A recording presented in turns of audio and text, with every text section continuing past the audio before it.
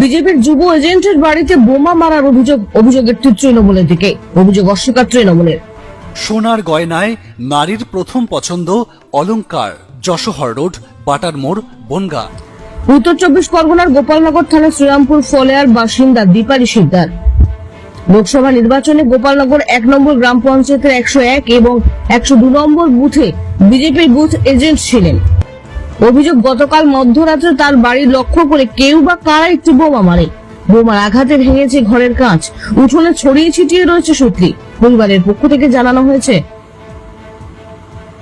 মধ্যরাতে তারা একটি আওয়াজ পেয়ে ঘর থেকে বের হন, দেখেন যে বাইরে ধোঁয়ায় ভরে গিয়েছে।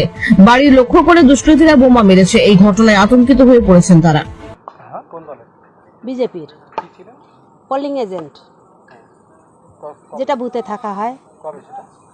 সেটা 20 তারিখে ভোট হলো, 20 মে। সেই ভোটের সময় ছিলাম। কালকে রাত্রে হঠাৎ ঘুমের ঘরে কি করে জানবো, এবার বাইরে বেরিয়ে দেখলাম যে একটা শব্দ হলো। তারপর এই যেগুলো দেখলাম, হ্যাঁ ঘুমিয়ে তো ছিলাম। বোমের শব্দ হলো। কি করে বলবো সেটা কি আমরা বলতে পারি? কি করে হলো, কেন হলো, কিছুই জানি না। কাল রাতে 1:20 কি 1:30 নাগাদ, ঠিক আছে, সাডেনলি একটা শব্দ শোনা যায়। আমি বাইরে আসি, এসে সম্পূর্ণ দেখি এরিয়াটা সম্পূর্ণ ধোয়া হয়ে গেছে। আমি দৌড়ে তখন বাইরে রাস্তার দিকে যাই, এদিকে রাইট সাইড লেফট সাইড সব দুই দিকে দেখি, কাউকে দেখতে পাই না। এখানে এসে দেখি এরকম অবস্থা, সম্পূর্ণ মাটি খুঁড়ে গেছে বোমের আওয়াজে। আর এখানে যে কাজটা ফেটে গেছে, ছবি আপনারা তুলেছেন, ওখানেও ফেটে গেছে। বাস এই অবস্থা, আর কী করবো বলে। একটাই পড়েছে হয়তো, বোম পড়েছে একটা, মারা হয়েছে।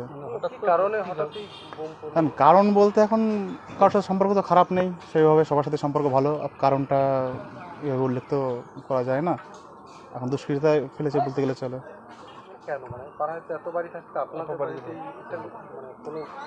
আর দেখেন, শত্রুতা তো কারোর সাথে নেই সেভাবে।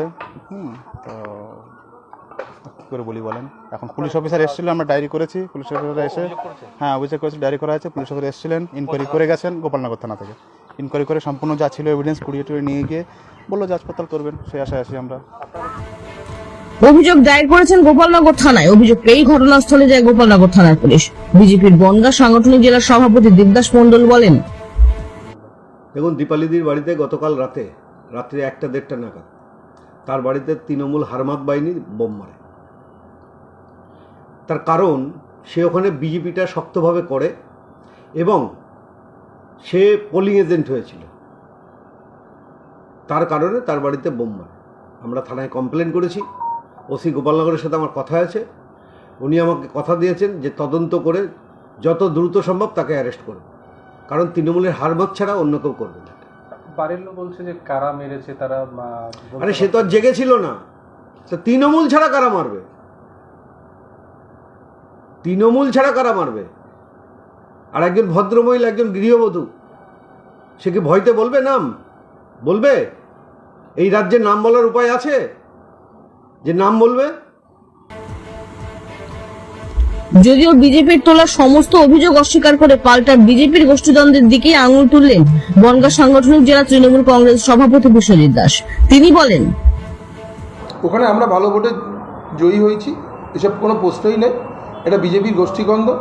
ওরা নানা রকমভাবে নিজেদের মধ্যে গোষ্ঠীদ্বন্দ্বে দ্বিধা বিভক্ত হয়ে পড়েছে। কোন লবির কে কার ক্ষমতায় থাকবে সেই লড়াই চলছে। সেই লড়াই নিজেদের মধ্যে বোমাবাজি হয়েছে। পুলিশকে বলেছি একদম নিরপেক্ষ তদন্ত করে দোষীদের গ্রেপ্তার করবার জন্য। বিজেপিরা সব ধরা পড়বে, নিশ্চিন্ত থাকুন। ব্যুরো রিপোর্ট, সময় মুখ, Gopalnagar.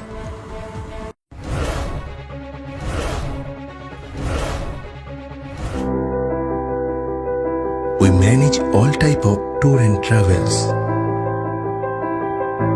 where great journey begins. ANS Tourism 8145161504 Bunga, Ravindra Park, North 24 Parganas.